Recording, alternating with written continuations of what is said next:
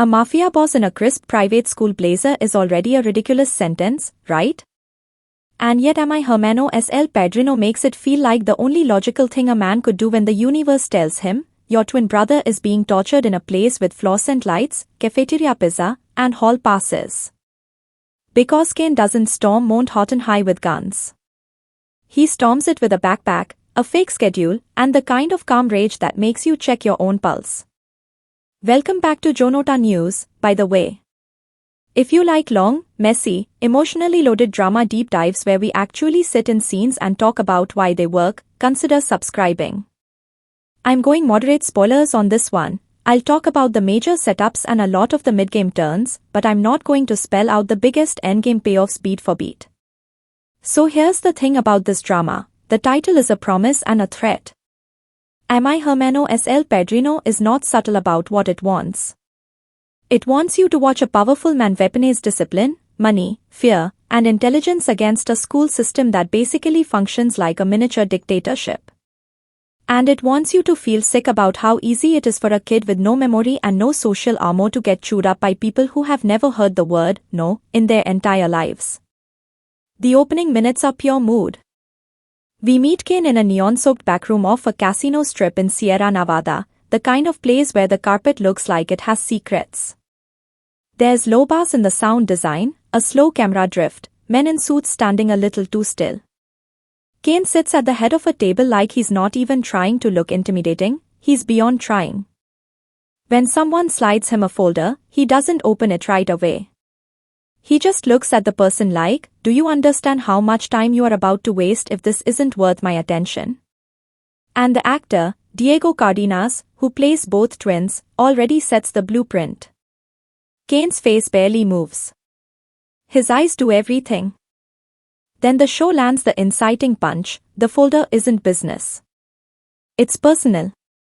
It's a long-buried record of a closed adoption and a matching birthmark photo. Kane has a twin brother. Alive. Somewhere. And the person who tracked it down, Kane's fixer Marisol Vega, doesn't deliver it like gossip. She delivers it like a bomb. Because the brother isn't just alive. He's in trouble. Serious trouble. Mount Houghton High School. Sierra Nevada.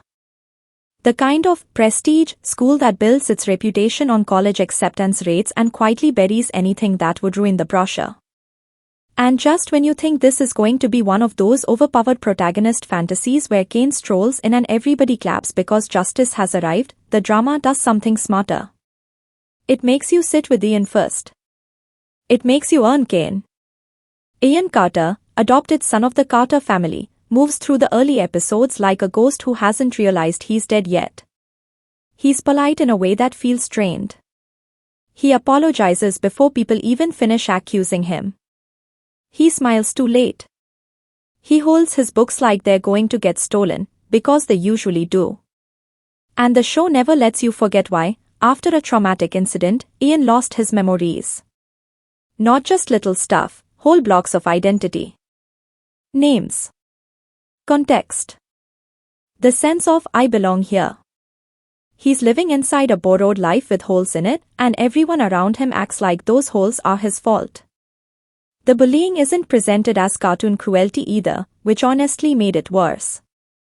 It's banal. Routine. Bureaucratic. 3 students run the school's social ecosystem like a petty government, and they do it with the confidence of kids whose parents essentially co-own the building. Grayson Morton is the ringleader, all jawline and entitlement, captain of the lacrosse team, the kind of guy who laughs like the world owes him a better joke. His father, Malcolm Morton, sits on the school's board and basically treats the principal like an employee. Vivian Kessler is the social engineer, smiling, immaculate, phone always out, rumor production line running 24/7.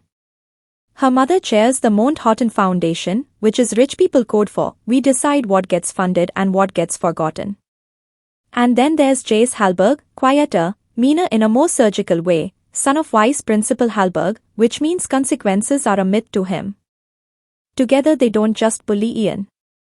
They curate his humiliation like content. And the first few humiliations are so petty they almost feel survivable, which is the trap. They smear grime inside his locker so his hands come out black in front of everyone. They steal his things and find them later under the bleachers like it's a game. They bump him in the hallway just hard enough to make him drop his books, then step on the pages, then apologize loud enough for everyone to hear, like he's the one causing a scene. The cinematography in these school scenes is cold and slightly overexposed, like the lighting itself is indifferent. The camera stays at shoulder height in the halls so the crowd feels like a wall. And the sound design makes the lockers sound like gunshots. Every slam is a punctuation mark. You don't matter here, you don't matter here, you don't matter here. What really got under my skin is how the adults are filmed. Teachers are always framed half obscured, through glass, behind door frames, walking away. They exist as silhouettes of authority that never fully face the harm.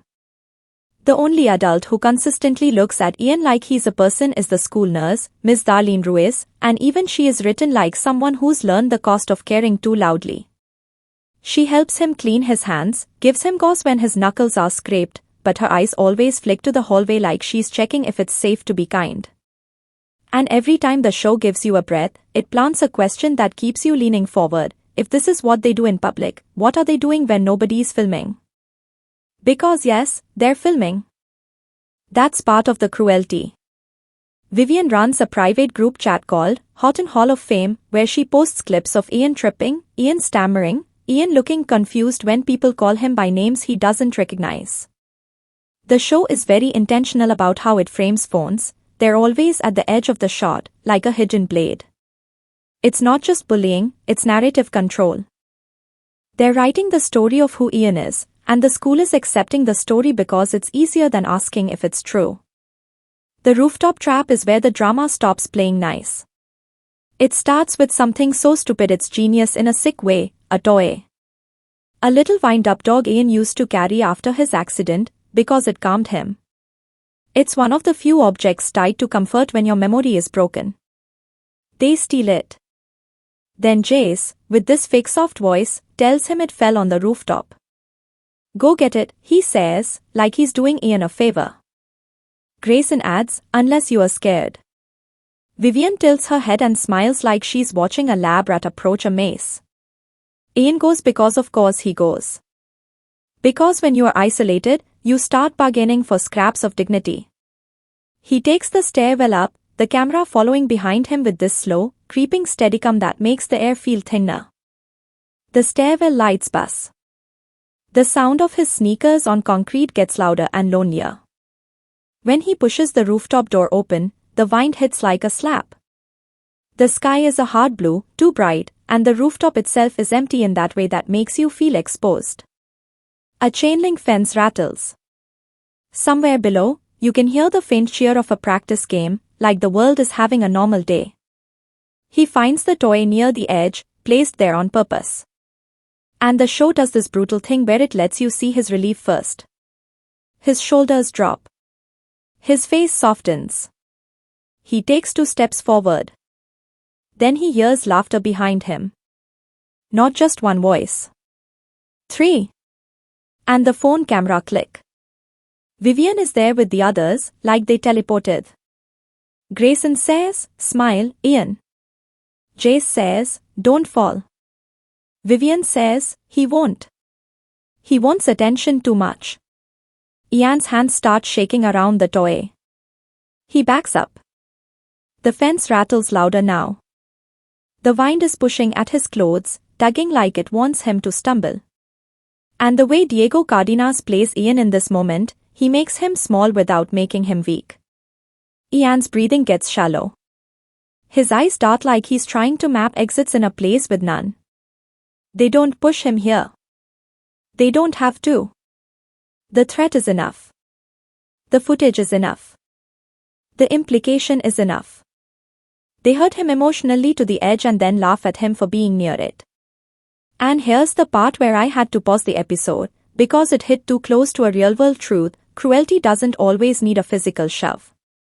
Sometimes it just needs an audience.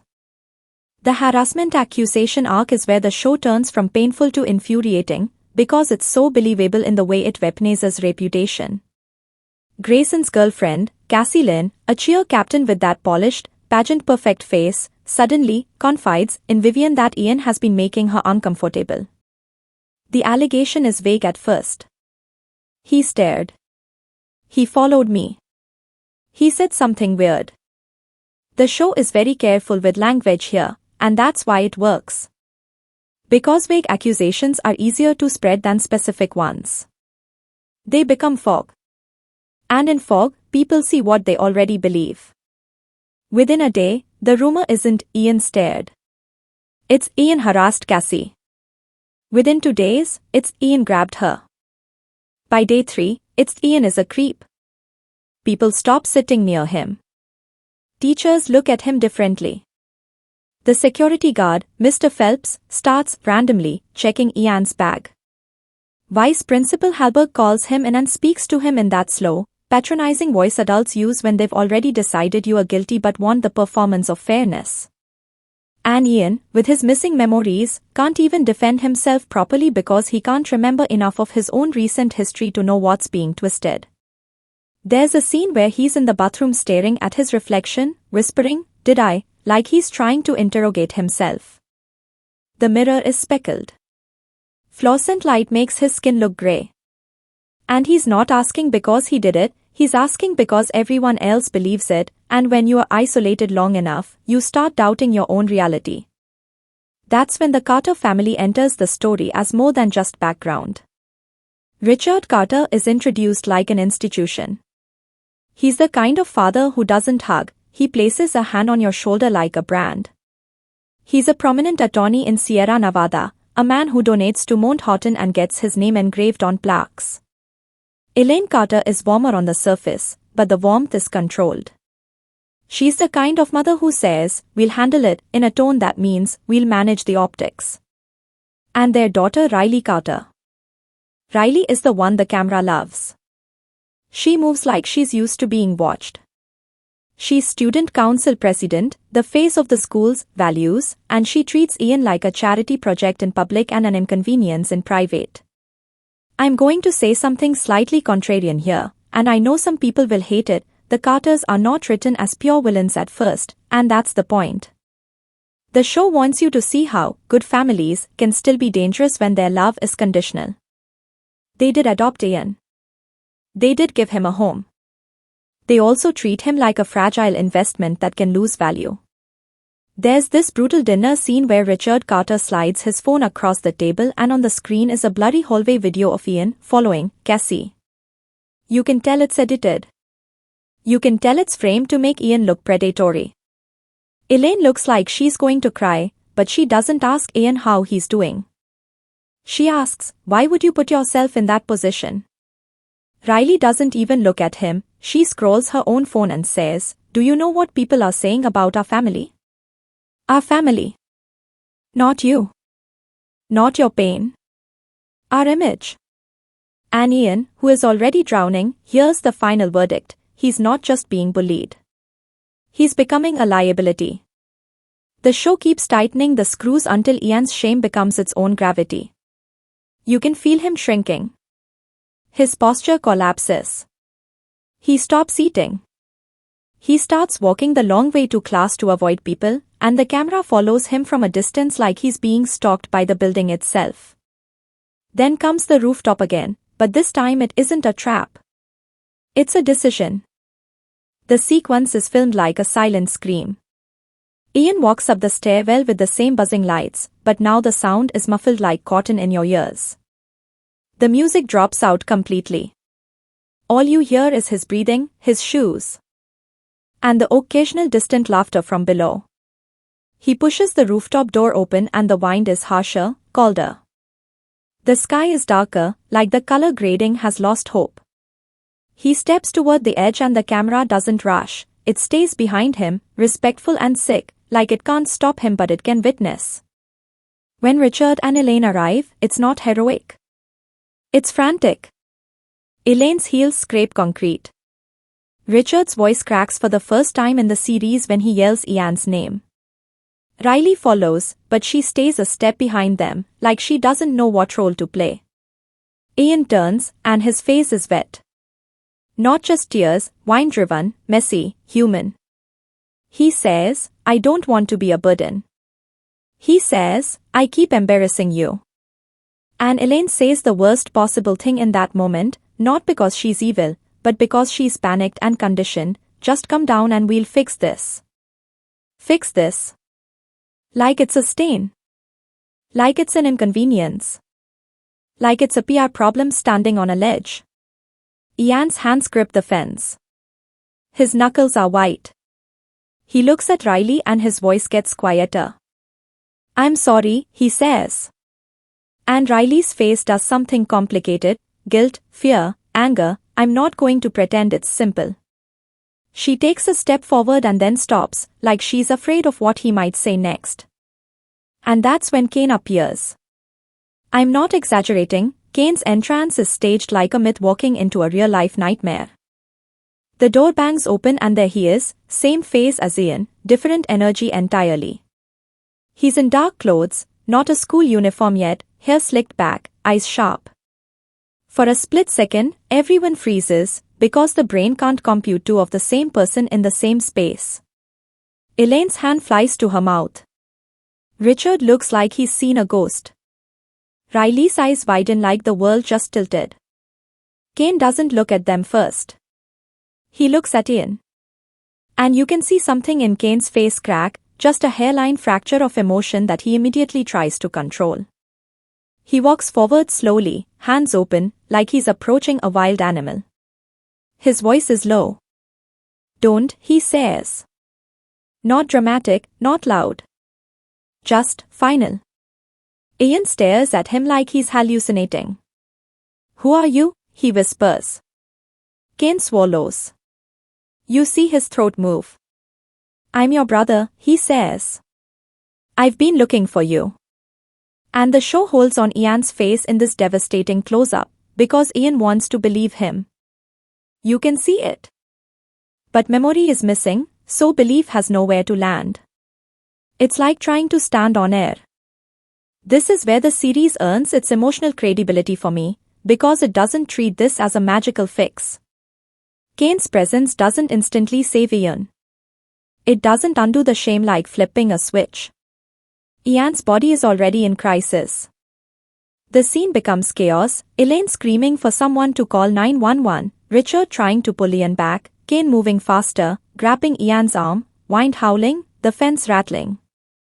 The camera shakes just enough to feel unstable without becoming messy. And then Ian's legs buckle, his body going limp in a way that made my stomach drop. He doesn't dramatically leap. He collapses. He slips. He hits hard. The next episode is a hospital episode, but not the glossy kind. It's fluorescent, clinical, cruel. Machines beep like they're counting down.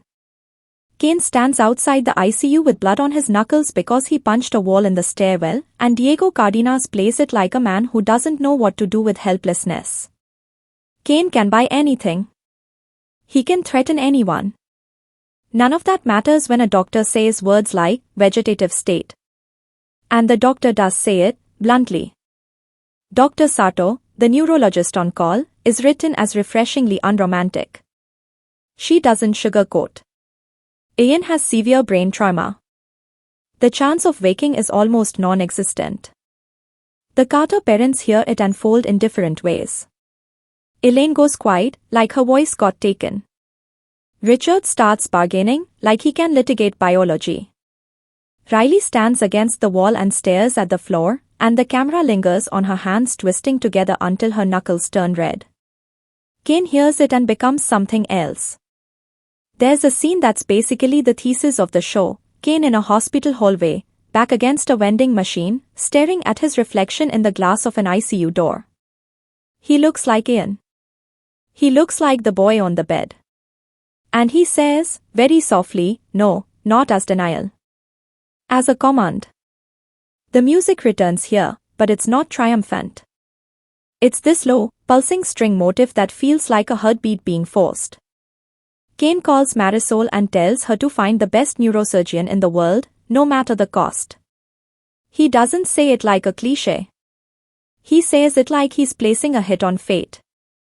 And right as you think the story is going to become a medical miracle chase, it swerves into something more venomous. Kane starts investigating. Because even in his grief, Kane's instincts are predatory. He smells inconsistencies the way other people smell smoke. He asks for security footage. He asks who found Ian first. He asks what the school reported. Richard Carter tries to shut it down immediately. This is a family matter, he says. Kane looks at him with this cold, slow disdain and replies, "You lost the right to say, family, when he ended up on a roof." That line, by the way, is delivered so cleanly it almost cuts the scene in half. Kane's men bring him early reports. The harassment accusation started from Vivian's circle.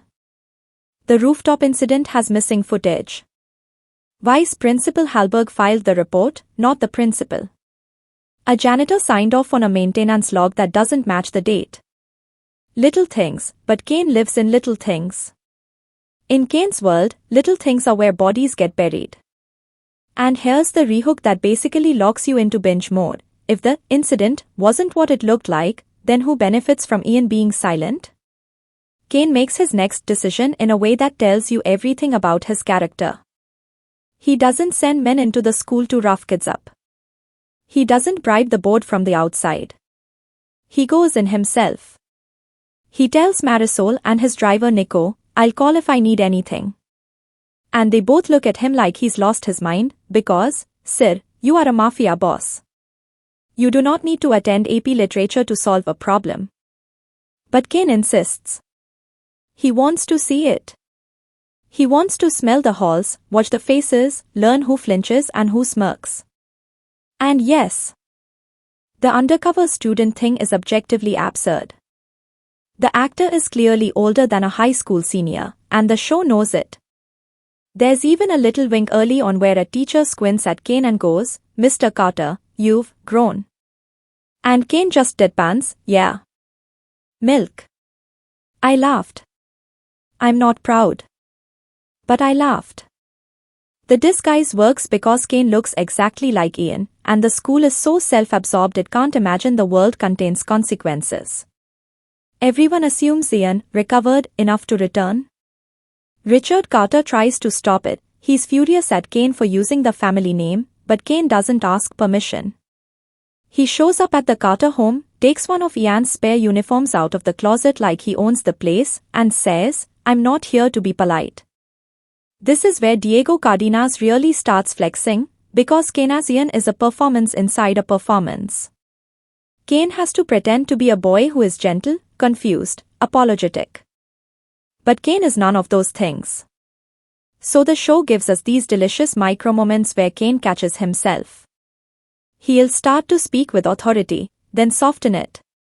He'll almost glare, then force a timid smile. He's acting like someone who's acting, and it's honestly one of the most entertaining dual-role executions I've seen in a while. Kane's first day back at Mount Horton is filmed like a predator entering a zoo. The hallway goes quiet in a very specific way, the way people quiet down when they want to watch something happen but don't want to be blamed for watching. Vivian spots him first. You see her eyes narrow, calculating. Grayson sees him and laughs, because of course he does. Jay's expression barely changes, but his gaze sharpens, like a knife being tested.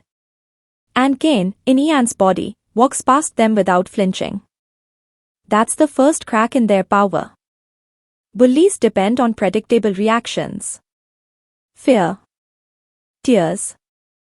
Pleading. Kane gives them nothing. He's not brave in a teenage way. He's trained. He's survived rooms full of killers. A high school hallway is not going to scare him. But the show doesn't let Kane steamroll immediately, which is important. Because the bullies aren't just cruel kids, they're protected by a system. Kane can't punch Grayson in the face without getting Ian expelled. He can't threaten Vivian without her mother making a call that turns into a legal nightmare. He has to play chess, not checkers. And Kane loves chess. The first mini-victory is small and delicious. In homeroom, Vivian tries to bait him. She says, loudly, "So, how's Cassie? Still traumatized?" The class turns to look. The teacher freezes. This is the moment where Ian would shrink. Kane lifts his eyes slowly and says, in the flattest voice, "Who's Cassie?" Vivian's smile wobbles for half a second. Kane continues, "Sorry. I've had a lot of people accuse me of things lately. Can you be specific?" That line does two things at once. It makes Vivian look like the aggressor in front of witnesses, and it forces her to either back down or say the accusation out loud with details, which she can't, because it's a constructed fog. The teacher clears his throat and awkwardly moves on. Vivian sits back, face tight. Grayson watches, amused but alert now. Jay tilts his head like he's reassessing a threat. And you can feel the show whispering, they don't know what they're dealing with yet. Kane's approach to taking them down is systematic, and the drama is weirdly satisfying in the way it shows the steps. He starts by mapping the school's power lines. Who controls security footage? Who controls disciplinary records? Who controls rumors? Who gets believed? He eats lunch alone the first day, not because he's lonely, but because he's listening. The camera stays close on his face while the cafeteria noise blurs into a wash, and you can see him picking out names from overheard conversations like he's building an index.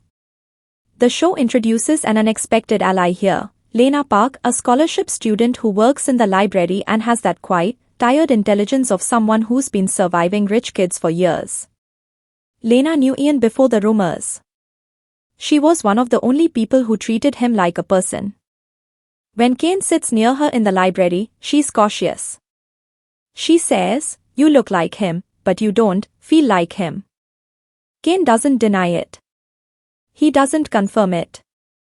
He just asks, "What happened to Ian?" Lena becomes the moral compass the show desperately needs, because without her, Kane would just be vengeance in a pretty suit. Lena asks questions Kane doesn't want to answer. She pushes back. She tells him, "If you are here to hurt people, don't use Ian's face to do it." And Kane's response is one of the most telling lines in the mid-season, "I'm here to make them feel what they did." Hurt is just the language they understand. That's not hero talk. That's trauma talk. That's someone who grew up in a world where consequences are delivered, not discussed. Now, if you are a newcomer to this kind of drama, this is where it might sound like a pure power fantasy. And to be fair, the show does serve you some extremely snackable revenge beats. But what I appreciated is how often it shows the cost of Kane's method. Kane is not healing. He's functioning. He's converting grief into strategy because sitting in the hospital room and watching a machine breathe for his brother would destroy him. There's a scene where Kane sneaks into the nurse's office and looks at Ian's old medical file. Ms. Ruiz catches him and says, "Ian didn't deserve this." Kane nods once, like he can't speak. Ms. Ruiz adds, "But neither did you." And Kane's jaw tightens like he's holding back something ugly. He replies, "Don't pity me." But you can hear the crack under it. The first big takedown arc centers on the harassment accusation. Kane doesn't just deny it. He unthreads it. He gets access to the school's Wi-Fi admin logs through a bribe that's filmed in a way that made me cackle. Kane basically pays the IT guy in cash like it's a drug deal behind the auditorium. He finds timestamps that prove the hallway video was edited and uploaded from Vivian's phone. He doesn't expose it immediately. He waits. He baits Vivian into escalating. He lets her think she's winning. She posts a new clip accusing Ian of staring at Cassie again, except Kane is ready this time. He positions Lena with her phone to record the wider scene, capturing Cassie laughing right after the traumatized moment. Capturing Vivian directing people like a producer, capturing Jay's standing watch near the security camera to block the angle. Then Kane does something that feels both savage and weirdly fair. He doesn't release it anonymously. He brings it to the one adult who still has a shred of integrity, Mr. Herlin Cho, the debate coach, who has always kept his distance from the school's politics. Kane puts the footage on Cho's desk and says, "If you care about truth, do your job." Cho is hesitant. He knows the Mortons and Hallbergs can ruin his career. The show lingers on his hands trembling as he holds the phone. And this is where Mi Hermano es el Padrino nails its theme: systems don't perpetuate harm because everyone is evil. They perpetuate harm because everyone is afraid.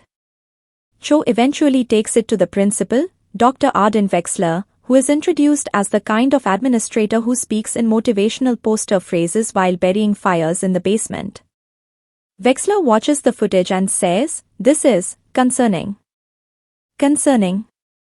The understatement of the century. Kane sits across from her and says, "It's criminal." Wexler tries to keep it internal. Kane refuses. He leaks it anyway, through Marisol, who has connections with a local investigative reporter named Tomás Rivas. The show gives us this montage of phones lighting up across campus, group chats exploding, Cassie crying in the bathroom not because she's sorry but because she's caught. Vivian's perfect image starts to crack. And the show does something delicious with sound here. Every time a phone buzzes with the leaked video, the sound is amplified like a swarm. It's the same sound design they used for locker slams, but now it's aimed at the bullies. The school that lived on rumor is now being eaten by one. But the retaliation is immediate. Vice Principal Hallberg calls Ian into the office and threatens expulsion for cyberbullying. The irony is almost comedic. Kane sits there, hands folded, listening like a polite student, while Hallberg basically outlines the school's corruption out loud. "Your family has benefited from our discretion," Hallberg says. "Don't force us to reconsider our relationship with the Carters." And Kane's eyes flicker at that. Relationship with the Carters. Not with Ian. Not with students. With donors. Kane leaves the office and you can practically feel him connecting dots. Because this isn't just kids being cruel. This is an institution protecting itself. Here's the hook that drags the story into darker water. Why is the school so desperate to control what happened to Ian, specifically? Kane shifts tactics. He starts digging into the traumatic incident that stole Ian's memories long before the rooftop. The Carters always called it an accident, an off-road crash during a family trip, a head injury, a miracle survival. Ian woke up without his past, and the family built a narrative around it: gratitude, resilience, moving forward. Except the details don't line up. A police report is sealed. Hospital records are incomplete. The doctor who treated Ian transferred out of state suddenly. And Kane, who knows what cover-ups look like, starts seeing the outline of something intentional. He visits Ian in the hospital between school days, still in uniform, sitting at the bedside like he's trying to will a soul back into a body. These scenes are quiet, almost sacred. Kane talks to him in a voice that's softer than you'd expect. He tells him stories of their childhood that Ian never got to live, because Kane remembers enough from early fragments, from a lullaby their birth mother used to hum, from a smell of laundry soap that still haunts him. He says, "You are not allowed to leave me with all the memories." And I'm not going to lie, that line got me. It's simple, but it's the kind of grief that doesn't need poetry. And then Kane stands up, straightens his blazer, and goes back into the school like it's a battlefield. The Grayson Morton takedown arc is where the show starts having fun with Kane's ruthlessness. Grayson is protected not just by his father but by his role as the school's golden boy athlete. Kane doesn't attack him directly. He attacks the myth. He learns Grayson has been taking performance enhancers supplied through a shady sports medicine clinic funded by, you guessed it, the Mount Horton Foundation. Vivian's mother's fingerprints are all over it. Kane gets Nico to tail the clinic staff, snaps photos, collects invoices. Kane then orchestrates a moment in the locker room where Grayson's stash is found by the one person Grayson can't intimidate, a state athletic inspector doing a surprise visit. The scene is staged like a magic trick. Kane, accidentally, bumps Grayson's bag in front of the inspector, the zipper opens, a vial rolls out, clinks on tile like a bell. Grayson's face drains. The inspector's eyes harden. The team goes silent. Kane stands in the background, towel over his shoulder, watching like a judge at an execution. And the show lets you see the pleasure on his face for half a second, then he wipes it away. Because he's wearing Ian's face. He can't look too happy about ruin. Grayson's downfall doesn't happen in one episode. It's incremental, which makes it more realistic and more humiliating. He's benched. Scouts stop calling. His father Malcolm Morton starts calling school officials like a man trying to buy back time. And Malcolm is where the corruption becomes explicit. He storms into Dr. Wexler's office and says, "Fix this. Not investigate, not be fair. Fix."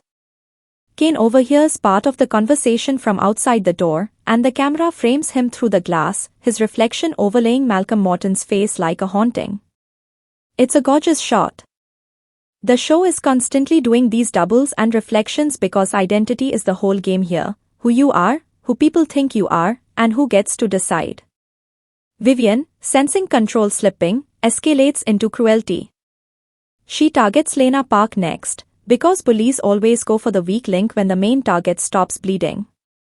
Lena gets her scholarship threatened through a missing library funds accusation. Suddenly Lena's locker is searched. Suddenly she's called into the office. Suddenly teachers who used to smile at her stop making eye contact. And this is where I appreciated the writing choice. Kane doesn't just protect Ian. He starts seeing the whole ecosystem of harm. It's not just about his brother anymore, it's about a machine that produces victims and calls it education.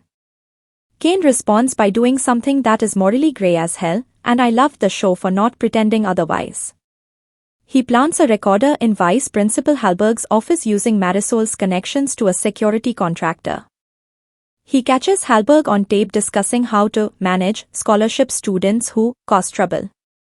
He catches Dr. Wexler admitting they buried prior complaints because the foundation would pull funding. He catches Malcolm Morton saying, "If this gets out, we'll blame the amnesiac kid again."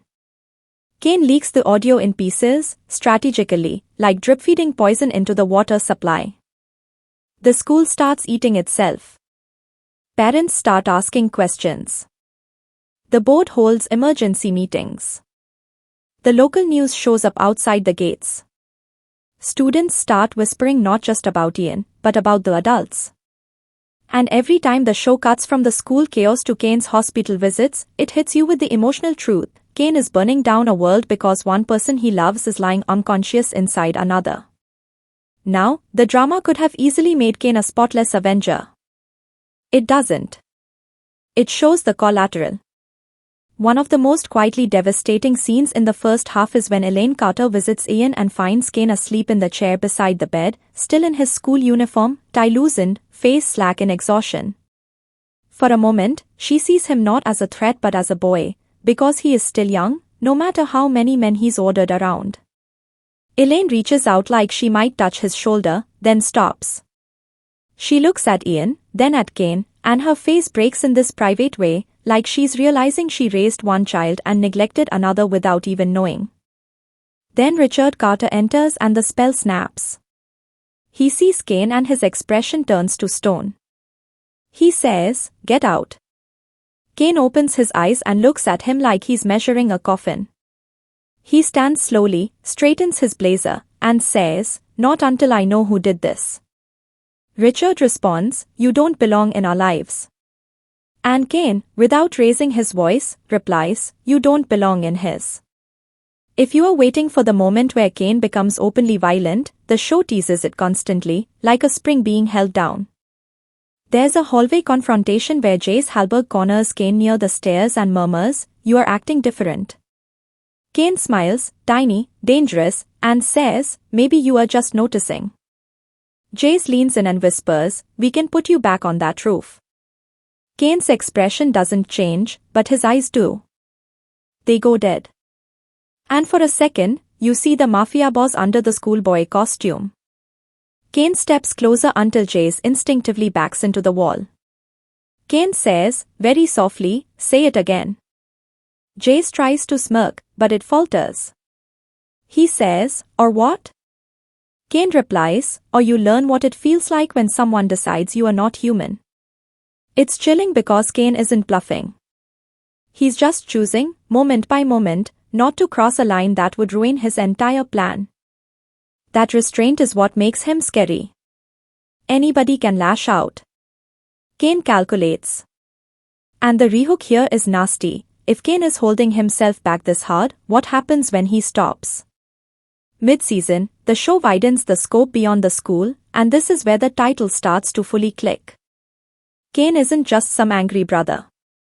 He's El Padrino in his own world. The show finally lets us see the machinery behind him. Marisol Vega isn't just a fixer, she's the brain that keeps Kane's empire clean. Nico isn't just a driver, he's ex-military, the kind of man who can disappear someone and still make it to dinner. There's also Father Gabriel Serrano, a priest with soft eyes and hard secrets, who was mentor to Kane after Don Mateo died. Father Gabriel is the closest thing Kane has to conscience, and the show uses him like a pressure valve. Kane meets him at a candlelit church late at night, still wearing the school uniform under a coat, and confesses something that surprised me: I don't know how to be a brother. Father Gabriel replies, then learn. But don't confuse vengeance with love. Kane doesn't answer. He just stares at the candles like he's trying to read a future in flame. Back at Mount Horton, Vivian's mask starts slipping. She tries to seduce Mr. Cho into discrediting the leaked tapes. She cries on command in the principal's office. She plays victim so smoothly it's almost impressive. And here's my surprising take: Vivian Kessler is one of the best-written characters in the first half because the show makes her competence part of the threat. She isn't evil because she's dumb, she's evil because she's good at being evil. She understands narrative. She understands image. She understands that if you control the story, you control reality. The show gives her a scene alone in her bedroom, surrounded by trophies and framed photos, where she practices facial expressions in a mirror.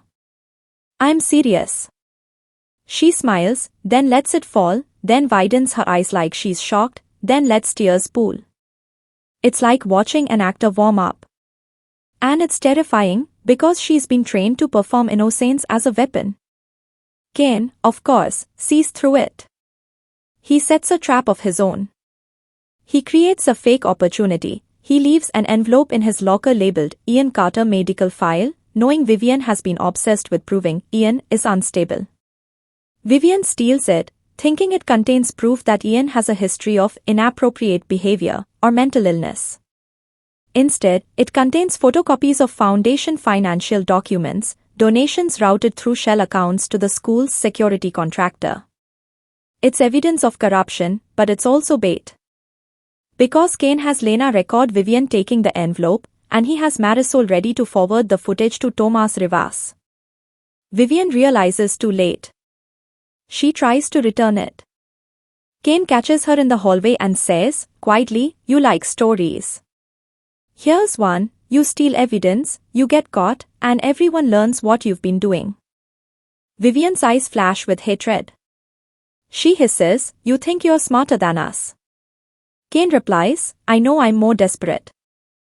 That line is a gut punch because it's the truth. Kane is not playing for popularity. He's playing for a life.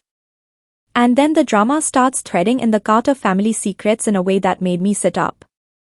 Because up until this point, you can assume Richard Carter is just a controlling dad who cares too much about reputation.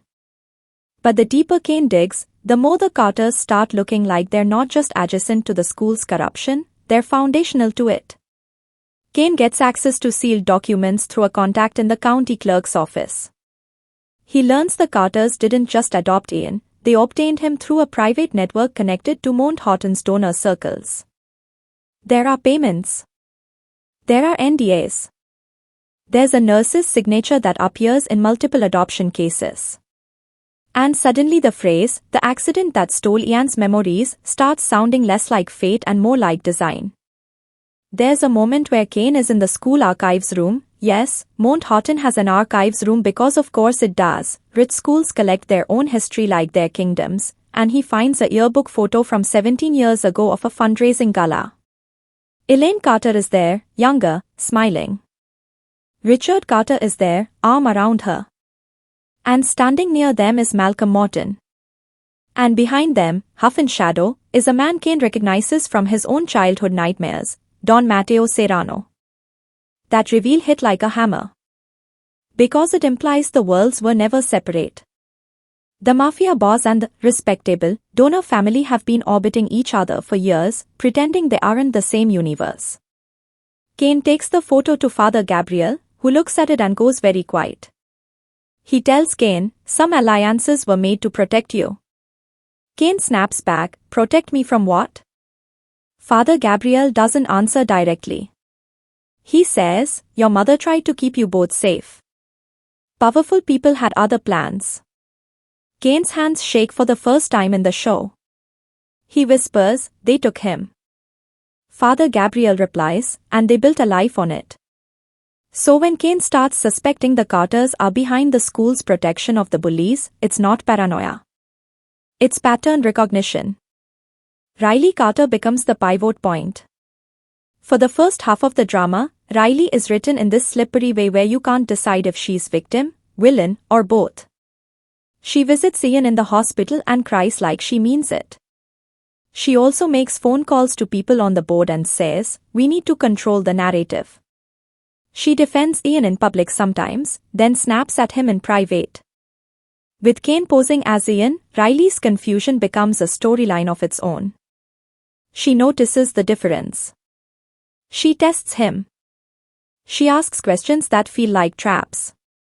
"Do you remember the lake house?" she asks. Kane answers wrong on purpose, watching her reaction. Riley's eyes harden like she's confirming something she didn't want to know. And then the show drops the mid-game bomb that changes the emotional temperature. Kane discovers Riley was involved in the trap that destroyed Ian. Not in a mustache-twirling way. In a covered eyes way. In a protect the family way.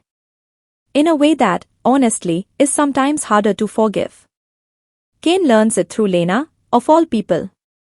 Lena admits she saw Riley on the rooftop stairwell the day of the toy incident, arguing with Vivian.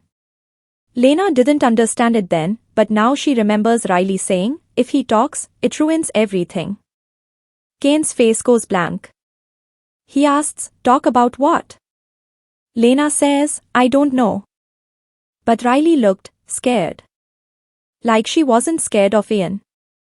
She was scared of what Ian knew. Kane doesn't explode immediately. He does what he always does, he verifies. He breaks into Vivian's cloud account using credentials Marisol got from an old hacking contact. He finds a deleted video Vivian thought was gone. It's shaky footage from the rooftop, earlier than the clip everyone saw. In the corner of the frame, just for a second, Riley is there, hand on Ian's arm, saying, "Please just do what they want and this will stop." Ian looks confused, holding the toy, asking, "Why are you doing this to me?" Riley says, "Because I can't lose them too." Lose them. Them.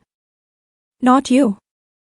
Kane watches the clip twice, 3 times, the sound of the wind on the recording mixing with the wind outside his own window like the past is breathing into the present. And when the camera cuts to Kane's face, you can see something dangerous settle in. Not rage. Certainty. He goes to the Carter house that night, still in uniform, and finds Riley in the kitchen drinking water like she can't sleep. The lighting is warm, domestic, and it makes the confrontation feel even more violent because of how quiet it is. Kane sets his phone on the counter and slides it toward her. Riley looks down, sees the paused video frame with her own face, and goes pale. Kane doesn't shout. He doesn't posture. He just says, "Tell me what you did." Riley's mouth opens, closes. She whispers, "I was trying to fix it." Kane leans closer. "You don't fix a fire by feeding it," he says. Riley's eyes fill. She says, "You don't understand what my father." Kane cuts her off. "Don't," he says. "Don't you dare blame him like you weren't standing there." Riley flinches like he slapped her. And here's where the writing stays sharp. Riley isn't allowed an easy confession. She tries to justify it in pieces. She says Ian was going to say something that would destroy the family. She says Vivian and Grayson were threatening to expose secrets. She says she thought if she could just get Ian to stay quiet, the harassment rumor would blow over. She says she didn't know it would go that far.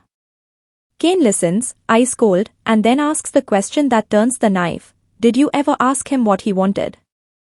Riley can't answer. And this is the pivot where Kane's mission changes. It's no longer just punishing the 3 students. It's not even just exposing school corruption. Kane realizes the Carters are not innocent bystanders. They are architects. Maybe not all of them equally, but the family as a structure is built on control, secrecy, and sacrifice, specifically Ian's sacrifice. Kane leaves the kitchen and walks out into the night without another word. The camera stays on Riley as she sinks to the floor, shaking, and for the first time she looks like a teenager instead of a queen. It's a strong performance moment from Ana Lucia Herrera, who plays Riley with this contained panic that finally spills over. Outside, Kane calls Marisol. His voice is calm, which is how you know it's bad. He says, "Change the target." Marisol pauses. "From who?" Kane replies, "From the kids. We're going after the Carters." And just like that, the story stops being a school revenge drama and becomes something bigger and uglier, because when you decide to bring down a powerful family, you are not just fighting bullies anymore. You are fighting the kind of people who can make problems disappear.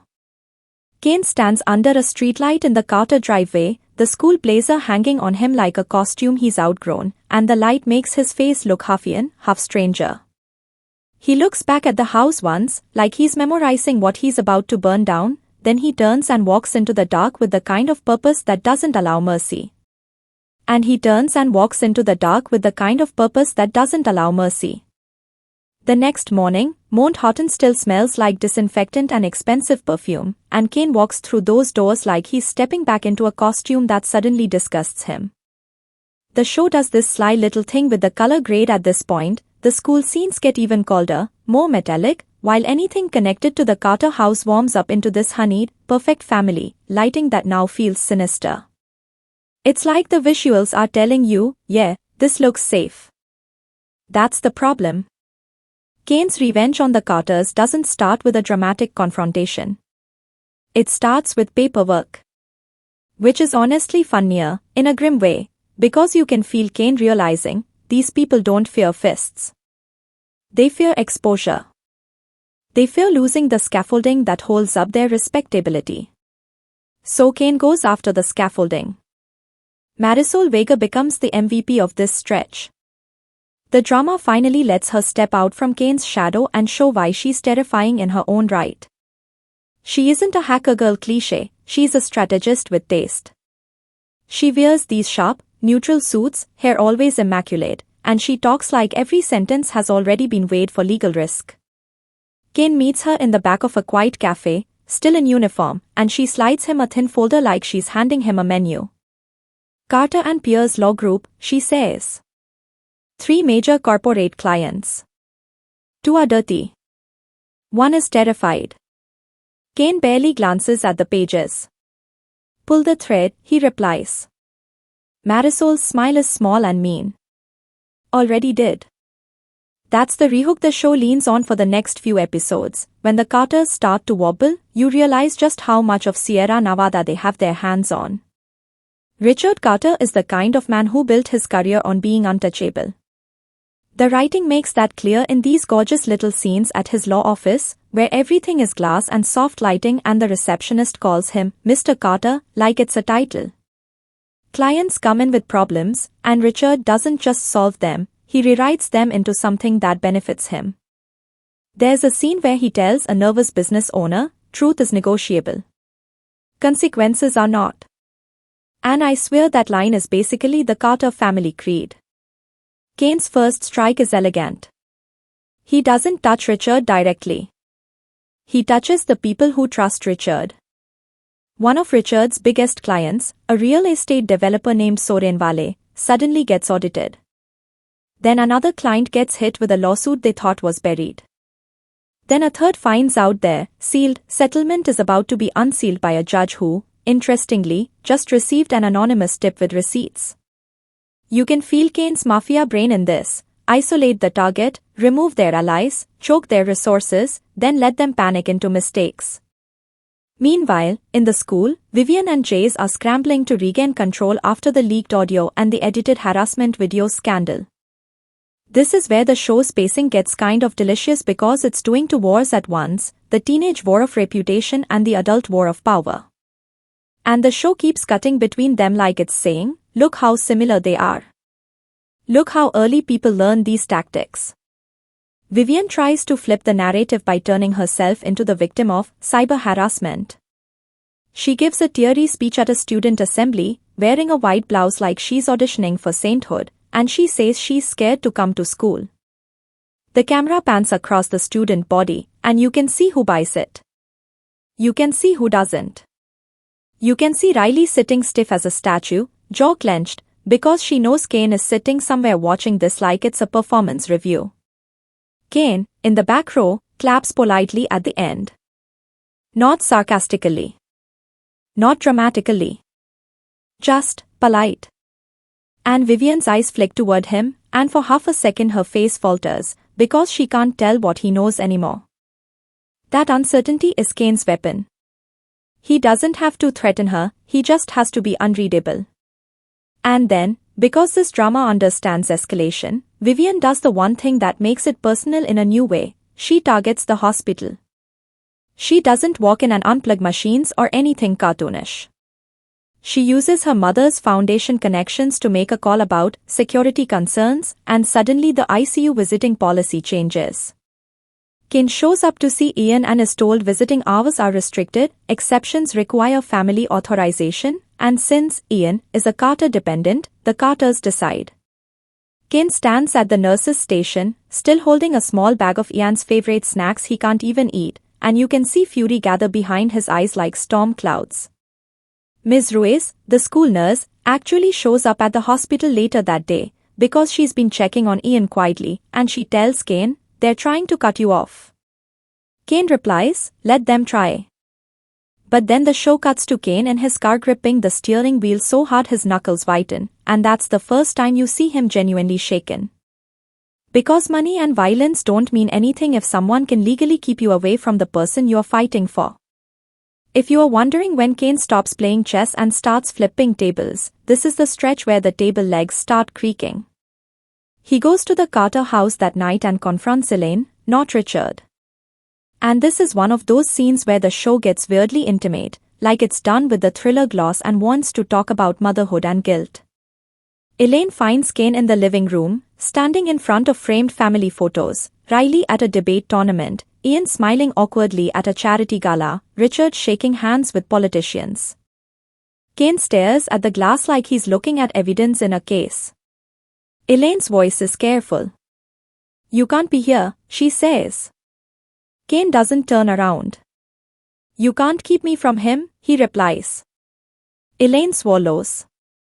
Richard is trying to protect the family. Kane finally turns and his expression is blunt in a way that almost feels cruel. "From what?" he asks. "From truth? From consequences? Or from what Ian remembers?" Elaine flinches at that last line, and there it is, the crack. The show lets it hang. Kane steps closer, lowering his voice. "You knew," he says. "Maybe not all of it. But you knew something." Elaine's eyes fill, and Ana Maria Salazar plays it with this restrained collapse that felt painfully real to me. Elaine doesn't scream. She doesn't deny. She just looks tired. "He was supposed to have a better life," she whispers. Kane's face hardens. "A better life where he's disposable," he says. Elaine shakes her head, frantic. "We loved him." Kane's response is quite lethal. "Then why did he stand on a roof begging not to embarrass you?" That line lands like a slap, and it's one of the show's best because it doesn't let Elaine hide behind intention. Love without protection is a performance. Elaine admits, carefully, haltingly, that Richard has been terrified of Ian remembering the wrong thing since the accident. She admits that after Ian woke up without memories, Richard acted relieved in a way that made her sick. She admits that Riley got pulled into things she shouldn't have, because Richard treats Riley like a partner, not a child. Kane listens, absorbing every syllable, and when Elaine says, Richard said it was necessary, Kane replies, that's what monsters call their choices. And then, right as you think Elaine might become an ally, the show keeps it honest, she doesn't flip instantly. She's still Elaine Carter. She still protects Richard and reflects. She says, if you destroy him, you destroy all of us. Kane answers, good. And the way he says it, no joy, no theatrics, made me uncomfortable in the best way. Because it forces you to ask, when vengeance becomes the only language you speak, what part of you dies?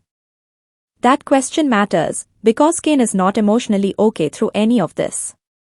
He's functional. That's different.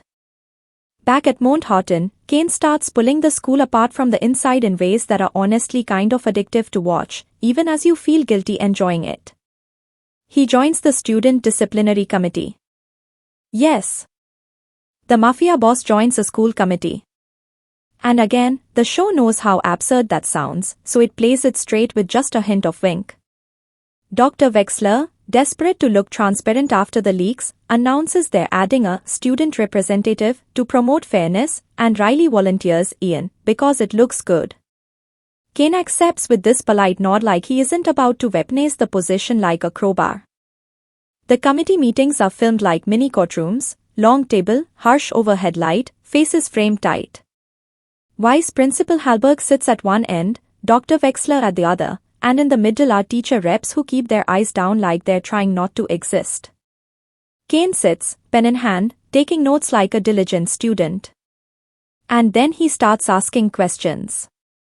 He asks why scholarship students get searched more often than donors' kids. He asks why complaints filed against athletes go missing. He asks why the rooftop door lock was logged as faulty for months and never repaired. Hallberg tries to deflect. Wexler tries to smile. Kane keeps pressing, calm as a metronome. You can practically hear the adults realizing, this kid is not afraid of them. And every few paragraphs the show throws you another, oh no, moment to keep you hooked, like this one. Kane learns Mount Horton's security system is privately managed by a contractor tied to the foundation, meaning evidence has been curated for years. This is where Jace Hallberg becomes a bigger threat than Grayson, and I loved that shift because it's true to real power dynamics. Grayson is loud power. Jace is administrative power. Jace knows where the bodies are buried because his father buried them. There's a scene in the parking lot where Jace corners Kane again, but this time he isn't threatening him like a bully. He's threatening him like a bureaucrat. He says, my dad says you've been asking questions. Questions can become files. Files become expulsions. Expulsions become accidents. The way Jace says accidents is so casual it's chilling. Kane stares at him and then does something that made me laugh out loud, because it's so Kane. He pulls out his phone, taps the screen, and says, say it again. Jace pauses. Kane's expression stays mild. I'm recording, he adds. Jace's face tightens. You can't, Kane interrupts, voice still calm. You are right, he says. I can't. But you just did. Jace walks away, and the camera stays on Kane as he slips the phone back into his pocket, eyes narrowing. It's such a simple move, but it's a perfect illustration of how Kane's mind works. He turns threats into evidence. He turns intimidation into leverage. And then the drama raises the personal stakes again, because Kane gets a call from Marisol, the world-class neurosurgeon is on her way. Dr. Amara Deverieux arrives like a force of nature. She's not written as a miracle worker, she's written as someone who's seen enough brains to respect how fragile hope is. She's mid-40s, sharp eyes, clipped accent, no patience for rich people's denial. When Kane meets her in the hospital, he tries to control the conversation the way he controls everything. Tell me what you need, he says. Money, equipment, a private or, Dr. Deveriux cuts him off instantly. I need you to understand probability, she says. And I need consent. Kane's jaw tightens. He's my brother, he replies. She looks him dead in the eye. Then act like it, she says. Not like he's a territory you are trying to reclaim. That line stings Kane so hard you see it in his posture. And I appreciate the show for giving him someone he can't buy or scare. Dr. Deveriux isn't impressed by mafia legends. She's impressed by neurons firing. That's it. She reviews Ian's scans and proposes a risky, experimental protocol, less magic surgery, and more. We might be able to reduce swelling, stimulate responsiveness, and see if there's anything left to reach. The show is careful not to get too science fantasy about it. But it also leans into the drama of it. Kane has to sign papers, accept risk, accept that he might be choosing between two kinds of loss. Kane signs without hesitation. And then, in one of the most emotionally naked moments of the series so far, he asks Dr. Deveriux, quietly, if he wakes up, will he hate me? She pauses, surprised. Why would he? Kane doesn't answer directly. He just says, because I'm going to do things. That confession hit me harder than any punch scene could have, because it's the first time Kane admits he knows he's crossing lines, and he's scared of what those lines will cost him. While the hospital prepares for the procedure, Kane doubles down on his Carter takedown. And here's where the story gets juicier with conspiracy, because Kane finally finds the connective tissue. Mount Horton isn't just corrupt. It's a grooming ground. It's a blackmail farm. The Foundation has been collecting compromise on powerful families for years, videos, files, incidents quietly recorded and stored so donors stay obedient. Vivian's mother, Celeste Kessler, isn't just a fundraiser. She's an archivist of sins. This is where the show's tone shifts into something almost noir. Night scenes get heavier shadow. Dialogue gets sharper. You start seeing Kane walk through empty hallways after hours, his footsteps echoing, the camera low like it's stalking him. He breaks into the Foundation's on-campus office during a storm, and the whole sequence is shot with lightning flashes and the hum of fluorescent lights struggling against the dark. It's melodramatic, sure, but it's delicious melodrama, the kind you sign up for when you click on a title like Am I Hermano es el Padrino? Kane finds a hidden silver cabinet behind a framed portrait of the school's founder. Because of course it's behind a portrait. And when he pulls the cabinet open, the sound design goes quiet except for the whir of fans and Kane's breath. He plugs in a drive Marisol gave him, and we get this tense montage of files copying while thunder rolls, like the universe is also nervous. When the files finish transferring, Kane scrolls through folders labeled with family names, Morton, Hallberg, Kessler, Carter, and his expression doesn't change, but the camera lingers on the slight twitch in his jaw. This isn't just school drama. This is institutionalized extortion. And the show drops another hook right here. There's a folder labeled Serrano. Kane freezes. He opens it and finds old surveillance photos of a much younger Kane, a much younger Don Matteo, and, most disturbingly, a baby. A baby with a small birthmark on the shoulder. Kane's breath catches. The baby is Ian. The file contains hospital documents, a private adoption agreement, signatures from people Kane recognizes from the gala photo. Richard Carter's signature is there. Don Matteo's is there too, stamped like approval. So the separation of the twins wasn't just tragedy. It was a transaction. Now, I want to pause on a performance detail because it's easy to overlook when you are hooked on plot. Diego Cardenas plays Kane discovering this information without giving you the catharsis you expect. No screaming. No dramatic collapse. He just goes very still, eyes glassing over like something in him has gone numb. That choice made it so much worse, in a good way. It's the look of someone realizing his entire origin story is manufactured by other people's agendas. And it sets up the central moral tension of the second half. Kane is trying to save his brother, but he's also trying to punish the world that engineered their suffering. Those aren't the same mission, and the show keeps forcing them to clash. Riley, meanwhile, is spiraling. She knows Kane knows. She also knows her father is hiding something catastrophic. And the writing does a surprisingly good job of making Riley's guilt feel specific rather than generic. She doesn't just feel bad because bullying is wrong. She feels bad because she made a calculated choice to sacrifice Ian's dignity to preserve her family's stability.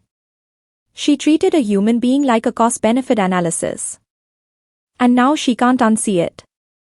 There's a scene that's basically Riley's breaking point. She's in her room, surrounded by college brochures and student council binders, and she keeps refreshing a news page because the local journalist Thomas Rivas has started publishing articles about Mount Horton's corruption. Each refresh is like a heartbeat. You hear it in the sound design, a faint thump layered under the clicking, until she finally throws her phone and it shatters against the wall.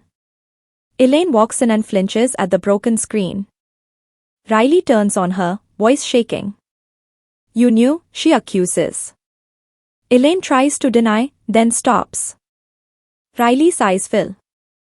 "We let them destroy him," she says. Elaine whispers, "We try to protect you." Riley snaps, "By sacrificing him." And the way the show frames them here, two women in a warm, luxurious room that suddenly feels like a cage, drives home the theme, comfort built on harm is still harm. Kane uses Riley's guilt. Not gently. Not cruelly either.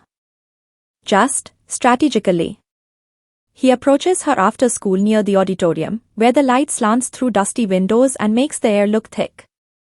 Riley tries to walk past him. Kane steps into her path and says, "I need a name." Riley's voice cracks. "A name for what?" Kane replies, "For who helped your father erase my brother." Riley looks like she might vomit. She whispers, "You are not Ian." Kane's eyes narrow. "No," he says. "I'm the part you didn't plan for." Riley refuses at first. She says she can't betray her family. Kane leans in, voice low enough that only she can hear. "You already did," he says. Riley's face crumples. And then she gives him something small but explosive, a meeting place. A date. A clue about Richard's private, foundation dinners, where donors and board members meet off campus to resolve issues quietly. It's not just fundraising, Riley admits. It's deals. That sends Kane into the next phase. He decides to infiltrate the adults' world the way he infiltrated the school. And that's where the drama gets its most entertaining identity play yet, because Kane's Ian has to attend a high society event full of people who think they own the town. The foundation dinner is held at a mountain lodge outside Sierra Nevada, all dark wood and glass walls overlooking snow-dusted pines. It's rich people cozy, fireplace, string quartet. Champagne that costs more than my rent. Kane walks in wearing a tailored suit that still technically fits the Ian Carter identity, but the vibe is pure Kane. He looks like a knife dressed as a gentleman. Marisol is there too, posing as a consultant. Father Gabriel even appears, because of course the church gets invited to these donor things. And seeing Kane and Father Gabriel in the same room as Richard Carter is like watching two different kinds of power circle each other. Richard greets Ian with that polished smile that never reaches his eyes. "Good to see you up and about," he says. Kane returns the smile, equally polished. "I'm resilient," he replies. Richard's eyes sharpen slightly, like he senses the wrongness but can't name it. Kane adds, softly, "I learned from you." The dinner scene is one of the drama's signature sequences because it's staged like a silent war. Conversations are polite on the surface, venom underneath. Celeste Kessler glides from group to group, collecting information like she's harvesting. Malcolm Morton drinks too much and talks too loud, trying to pretend his son's scandal isn't cracking his empire. Vice Principal Halberg's wife smiles through clenched teeth like she's rehearsed it in a mirror for years. Everyone is performing. Kane watches them like a predator at a watering hole. And then, this is the vivid mini-scene I want to live in for a second because it's so cinematic. Kane steps out onto the lodge balcony during a lull. The cold hits, sharp and clean. Snow squeaks under his shoes. The string quartet inside fades into muffled music behind glass. He lights a cigarette he doesn't even smoke, just to have something to do with his hands, and the flame briefly illuminates his face in warm orange before the wind threatens to kill it. Riley steps out too, uninvited, wrapped in a coat like she's trying to hide in fabric. Her breath fogs in the air. She looks at Kane and whispers, "You are going to ruin them." Kane exhales smoke slowly, watching it vanish into the night. "They ruined him," he replies. Riley's voice trembles. "You don't understand what my father is capable of," she says. Kane's gaze stays on the dark tree line. "I do," he answers. "That's why I'm here." Inside, through the glass, you can see Richard Carter laughing with donors, completely unaware that his daughter is outside warning the storm that's coming. And the shot composition is insane. Kane and Riley reflected faintly in the window, Richard visible beyond them, like the past and present overlapping. It's visual storytelling that actually feels intentional, not just pretty. Then Riley drops the line that changes everything. "The accident wasn't an accident," she whispers. Kane's head turns slowly. The cigarette ember glows brighter as he inhales, like anger feeding on oxygen. "Say it clearly," he says. Riley swallows, tears in her eyes. "My father, he did it," she admits. "He said Ian remembered something. He said it would destroy us." Kane's hand tightens around the cigarette. Ash falls onto the snow like grey dust. For a second you think he might grab Riley, shake her, demand details. Instead he just says, "What did he remember?" Riley shakes her head. "I don't know exactly," she says. "Something about a baby. Something about a hospital." He kept saying, "If Ian talks, the whole foundation collapses." Kane stares at her, and when he speaks again, his voice is almost gentle. "You could have told someone," he says. Riley sobs quietly. "I was 13, she whispers. He said if anyone knew, he'd lose everything. And then we'd lose everything." Kane replies, "So you chose him?" Riley can't answer, because that's the truth. And here's the hook that kept me binging. Once Riley confirms Richard orchestrated the crash, Kane's revenge stops being emotional. It becomes surgical. The next stretch of episodes is Kane dismantling the Carter family piece by piece, and the show makes it weirdly satisfying without pretending it's clean. First, Kane goes after Richard's professional identity.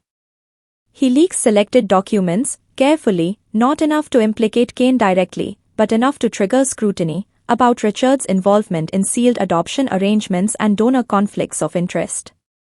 Thomas Rivas publishes an article that doesn't outright accuse Richard of trafficking, but it asks loud questions with hard evidence.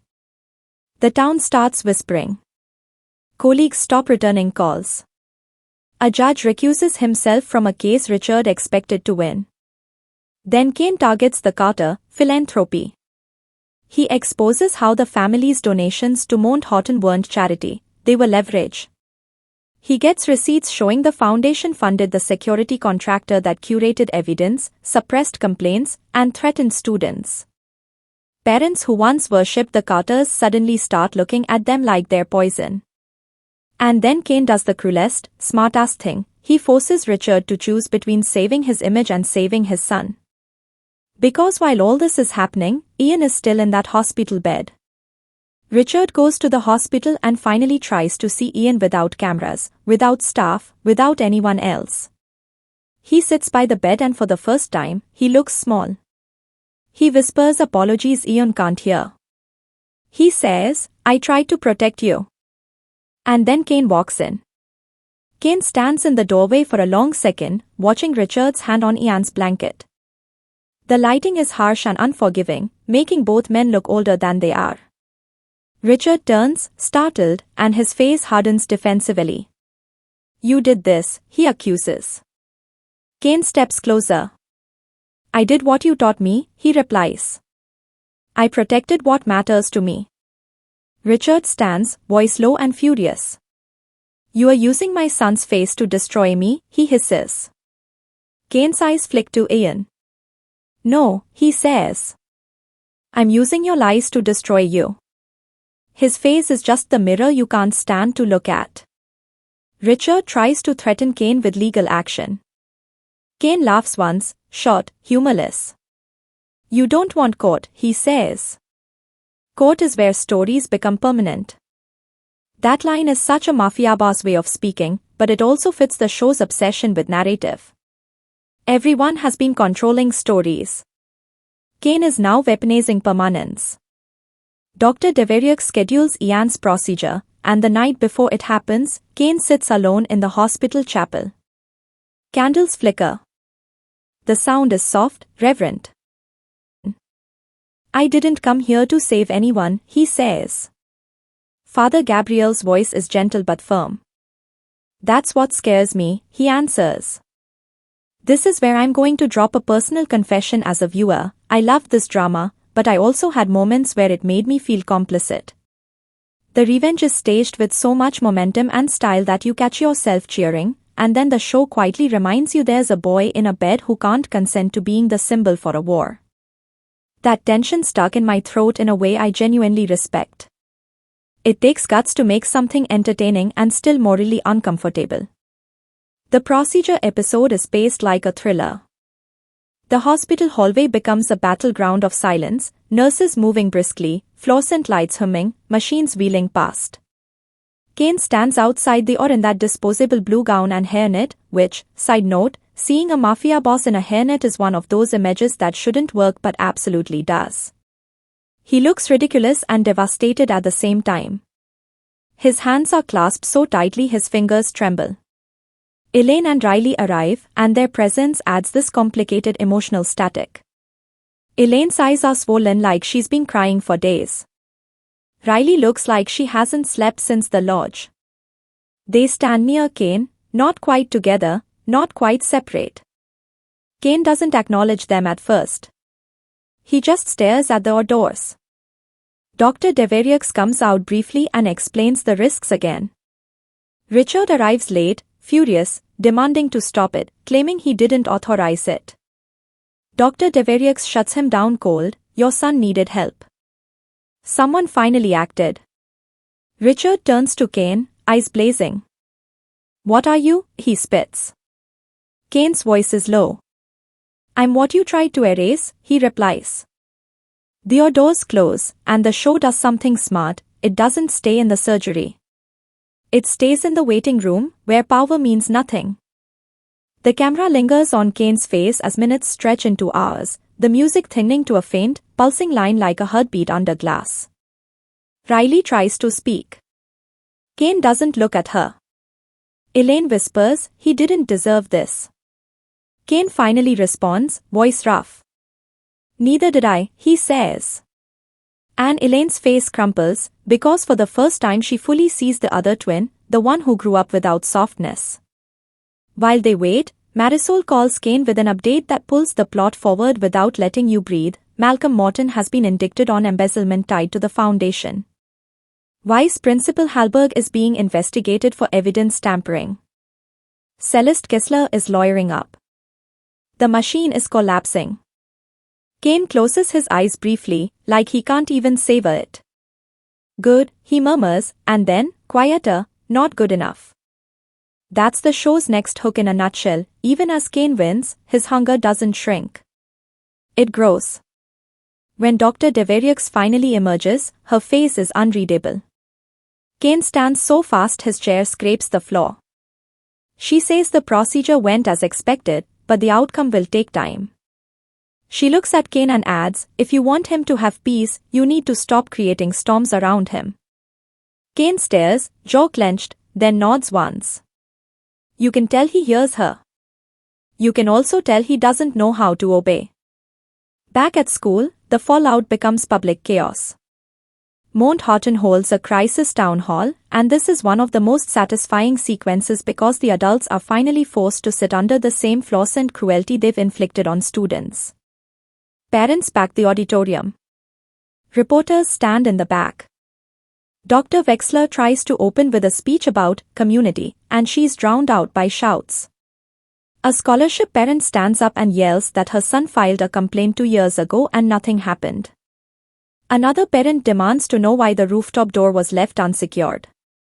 Someone screams at Celeste Kessler, calling her a blackmailer. Celeste smiles through it until her lip twitches, just once, and you realize she's never been publicly challenged like this. Kane sits near the front, still in his student disguise, watching like he's at a theater production he funded. Riley sits a few rows away, staring straight ahead like she's trying not to break. Vivian sits beside her mother, face pale, mascara perfect but eyes frantic. Grayson isn't there, he's been quietly sent to a sports camp out of state, which is rich people exile. Jace is there, though, sitting beside his father, and you can see the Hallberg's arrogance melting into fear. Then Thomas Rivas stands up and asks Dr. Wexler a question that hits like a nail: how many incidents did you bury before a child ended up in a coma? The room goes silent. Dr. Wexler tries to answer with legal language. Kane raises his hand. The whole room turns. Dr. Wexler hesitates, then nods, because she can't afford to look like she's silencing a student now. Kane stands and says, in Ian's soft voice but with Kane's precise wording, you didn't bury incidents. You cultivated them. He pauses, letting the words settle. You built a system where powerful kids learned they could hurt people without consequence. And you taught everyone else to be quiet. A parent scoffs. And who are you? Kane looks toward Riley for a brief second, then back at the crowd. I'm the person you ignored until it became inconvenient, he says. That speech could have been cheesy. It isn't, because Diego plays it like it costs Kane something to say out loud. And because the show has earned it by showing us the quiet cruelty for episodes. After the town hall, things get dangerous. Not school dangerous. Real dangerous. Richard Carter realizes Kane is behind the leaks, behind the investigations, behind the collapsing alliances. He also realizes Kane has access to the Foundation's blackmail archives. And Richard does what powerful men do when they feel cornered. He tries to control the narrative with force. There's an attempted accident. Kane leaves school late one afternoon, walking alone past the gym where the lights are off and the air smells like old sweat and cleaning solution. A car rolls into the lot too fast. Headlights flare. Tires squeal. For a split second, the show goes almost silent. Like the world is holding its breath. Kane looks up, calculating. He moves, fast, fluid, rolling out of the way as the car clips a curb and slams into a light pole. The crash is loud, metal screaming against metal. The driver stumbles out and runs. Kane stands there, chest rising, eyes cold. Nico appears from the shadows like he's been there the whole time, which, okay, he probably has been. Kane told his men he'd call if he needed anything, but the show makes it clear, Marisol and Nico have been hovering at a distance anyway, because even they know Kane's pride is a liability. Nico asks, are you hurt? Kane shakes his head. He walks to the crashed car, looks inside, and finds a burner phone on the seat with one text message, stop. Kane stares at the message for a long time, then smiles slightly. He's scared, he says. Nico replies, or he's reckless. Kane looks up at the school building looming above them and murmurs, same thing. This is where Kane's mafia side stops being background flavor and becomes the engine. He decides he's done being polite about the Carters. If Richard wants to play dirty, Kane speaks fluent dirty. And I know some viewers will cheer here, but I want to emphasize something the drama does well: it doesn't glamorize this pivot entirely. It shows Kane getting colder. It shows Lena looking at him differently. It shows Father Gabriel's disappointment. The show keeps a moral shadow on Kane even while it gives you the satisfaction of seeing monsters sweat. Lena confronts Kane in the library after the attempted hit. The library is quiet, sunlight coming through high windows, dust floating like tiny ghosts. Lena slams a book down in front of him, not violently, just decisively. "I saw the news," she says. Kane doesn't look up from the computer he's using to comb through more files. "What news?" he asks. Lena's voice sharpens. "The car," she says. "People are saying you staged it for attention." Kane finally looks up, and his expression softens for the first time in a while. "Of course they are," he says. Lena leans in, voice low. "This is what they do," she says. "They twist reality until the victim looks guilty. Don't let them turn you into the same thing." Kane's eyes flicker. He replies, "I'm not the same." Lena's response is quiet and devastating. "You are becoming something else," she says. "And I don't know if it's better." That line sits between them like a third person. Kane doesn't have an answer. He just looks away, jaw tight. And that's such a human moment in a show that could have easily been all plot. Because it acknowledges, revenge changes the person holding it. Still, Kane moves forward. He uses the Serrano folder to pressure Father Gabriel into telling the truth. They meet in the church again, late night, candles burning low. Kane places printed documents on the pew between them. "You knew," Kane says. Father Gabriel closes his eyes. "I knew pieces," he admits. Kane's voice rises for the first time, not loud, but strained. "Pieces," he repeats. "My brother was sold like a secret." Pieces. Father Gabriel finally tells him what happened, and the show delivers it like confession, not exposition. 17 years ago, Kane and Ian were born to a woman named Marina Kras, a young nurse's aide who got entangled with Don Matteo Serrano. Don Matteo wasn't just a crime boss, he was a kingmaker in Sierra Nevada. When a rival cartel threatened Don Matteo's bloodline, Don Matteo decided one twin would be hidden, one would be raised inside the family. Kane was taken into Don Matteo's world. Ian was placed through a private adoption network to keep him out of reach, but also, crucially, to create leverage. If Kane ever disobeyed, Ian could be found. If Don Matteo ever needed a favor from a respectable family, a child could be offered like currency. Richard Carter and Elaine couldn't conceive. They were recruited. They signed papers they didn't fully understand and convinced themselves it was destiny, not a deal. Father Gabriel says, Elaine wanted a child. Richard wanted security. Kane's eyes burn. And Ian wanted nothing, he says. Father Gabriel nods, shame heavy on his face. Your mother wanted both of you safe, he whispers. She died believing that was possible. Kane stands, hands trembling. So my whole life, he says, voice cracking, was built to protect a man who used my brother as a leash. Father Gabriel tries to speak. Kane cuts him off. Don't, he says. I don't want your forgiveness story. I want justice. Father Gabriel's voice is soft. Justice and revenge are not twins, he says. Kane turns at the door and replies, neither are we. And look what it cost. That scene is one of the best in the series, and it's also where the show's title starts echoing differently. My brother is the Godfather sounds like a joke until you realize the Godfather role was forced onto Kane as a child. It wasn't glamour. It was inheritance of violence.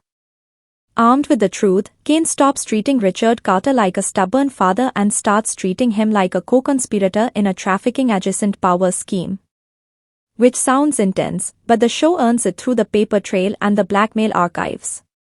Richard isn't just controlling, he's complicit. Kane leaks the adoption documents anonymously to the state attorney general's office. He makes sure Tomas Rivas has enough to publish without getting sued into oblivion. He also makes sure certain donors see enough to panic and start flipping on each other. And this is where the drama gets almost satirical. Rich people love loyalty until loyalty becomes expensive. Then they become the fastest rats on earth.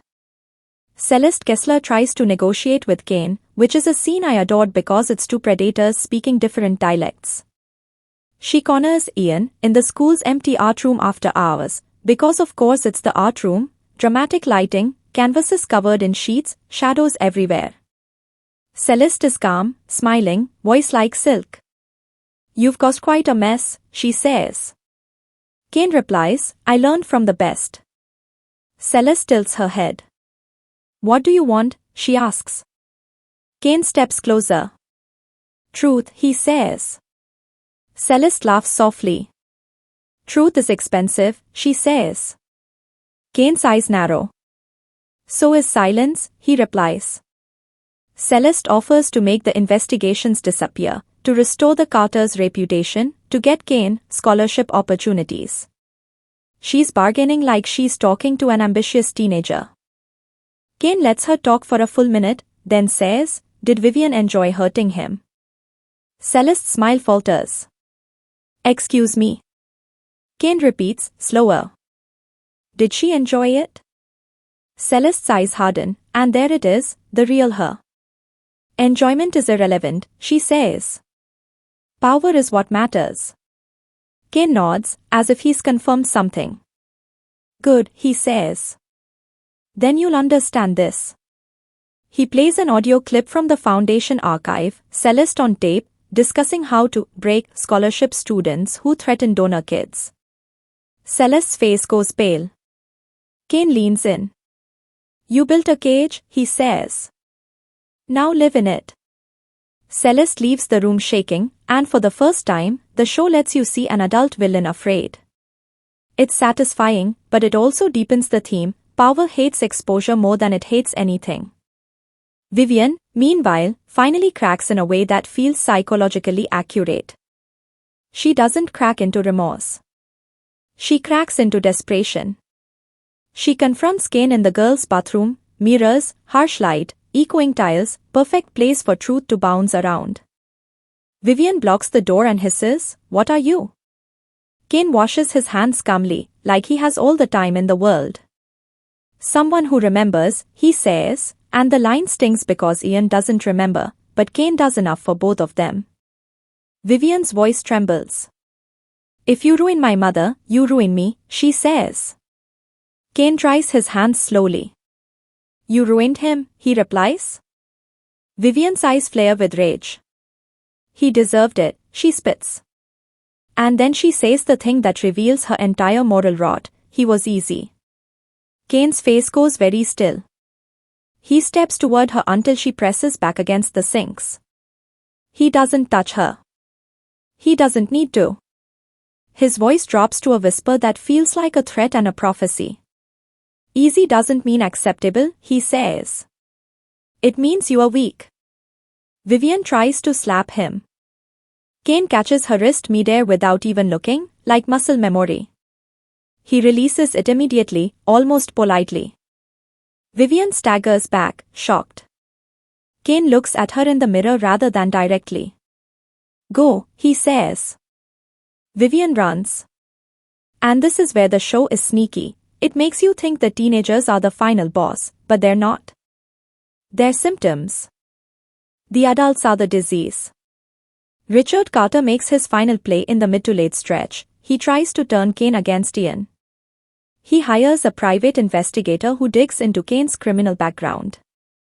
He finds evidence of Kane's cartel-related operations, enough to paint him as a violent monster. Richard leaks this to Thomas Rivas' rival outlet, a more sensational local station that loves scandal. Suddenly the narrative shifts: mystery student vigilant becomes mafia heir manipulating school scandal. The school, the town, the parents, everyone starts asking, is Ian Carter even Ian? Are the leaks real or planted? Is this all a mafia plot to destabilize elites? And honestly, as a storytelling move, this is brilliant because it forces Kane to confront the one weapon he can't control: public perception. He can't threaten the entire town into believing him. He can't buy everyone's trust. And because he's been operating from the shadows, he has no legitimate identity to stand on. This is where Riley does the most important thing she's done all series. She chooses truth over family. She goes to Tomas Rivas directly. She sits in his office, eyes red, hands shaking, and she says she has information about Mount Horton, about the foundation, about her father. Tomas doesn't believe her at first. He thinks she's doing damage control. Riley slides him copies of documents Kane didn't even know she had, emails, meeting notes, a hidden calendar showing those, foundation dinners, and one photo that's basically a bomb, Richard Carter shaking hands with Don Mateo Serrano at a private hospital wing the week Ian had his accident. Tomas' face goes pale. "Where did you get this?" he asks. Riley's voice breaks. "From my life," she says. "From the parts we were told never to speak about." That scene is shot with no background music, just the hum of an office air conditioner and the distant noise of traffic. It feels raw. It's the sound of someone stepping out of privilege and into consequence. And it creates the next hook. Once Riley flips, Richard doesn't just face a scandal. He faces betrayal from the one child he trained to be his shield. Richard confronts Riley in the Carter house in one of the most intense domestic scenes of the show. No guns, no blood, just words used like weapons. Richard doesn't scream. He doesn't need to. He speaks in that lawyer cadence, calm and terrifying. "You've made yourself an enemy," he tells her. Riley stands her ground, shaking. "I made myself human," she replies. Richard's eyes narrow. "You made yourself weak," he says. Elaine steps between them, finally, and says, "Enough." Richard turns on her with contempt. "Don't," he warns. Elaine's voice shakes, but she doesn't back down. "We did this," she says. "We did this to him." Richard snaps, "I saved this family." Elaine whispers, "By destroying a child." Richard looks at her like she's speaking a foreign language. And that's the moment you realize, Richard cannot repent because repentance would mean admitting his entire identity is built on harm. Kane watches this family implosion from the outside like a man staring at a fire he lit, and the show does not let him enjoy it without consequence. Because the closer he gets to destroying Richard, the more he risks destroying Ian's chance at a peaceful life if he wakes up into this wreckage. There's a scene where Kane sits beside Ian's bed again, late night, the room dark except for monitor lights. Kane speaks softly, almost like a prayer. "If you wake up and you hate me," he whispers, "I'll take it. Just wake up." His voice cracks on the last word, and that's the first time the show lets Kane sound like a child. Not a boss. Not a strategist. Just a brother. I'm going to be honest, that moment got me. It's not flashy. It's not clever. It's grief stripped down to its bones. But the plot doesn't stop. It never stops. That's the point. Kane can't afford stillness. The investigations explode publicly. Dr. Wexler resigns under pressure, but not before trying to scapegoat teachers and rogue students. Vice Principal Hallberg is suspended, and Jay's entire social world collapses overnight. Malcolm Morton tries to flee town and gets stopped at the airport in a scene that's staged like a perp walk, cameras flashing, his expensive suit suddenly looking cheap under harsh light. Celeste Kessler holds a press conference blaming criminal interference, but Tomas Rivas publishes the compromat archive existence, and suddenly Celeste's name is poison. At school, the student body shifts. It's not that everyone becomes good. It's that fear changes direction. People who used to laugh at Ian now avoid eye contact, guilty. Some apologize awkwardly. Some pretend they were always on his side. The show doesn't let those apologies feel clean either, it frames them as self-preservation, not redemption. And Kane, walking those halls, sees it all and looks tired. Not triumphant. Tired. Lena tells him, quietly, "You did it." Kane replies, "No." Lena frowns. "What do you mean?" Kane looks past her toward the windows, where you can see the mountains in the distance, indifferent and beautiful. He's still not here, he says. And that's the show's emotional anchor. None of this matters if Ian doesn't come back. Richard Carter's ruin accelerates. He loses clients. His firm partners abandon him. The Bar Association launches an ethics review. Elaine's social circle cuts her off like she's contagious. Riley's college prospects start evaporating because admissions officers don't want scandal.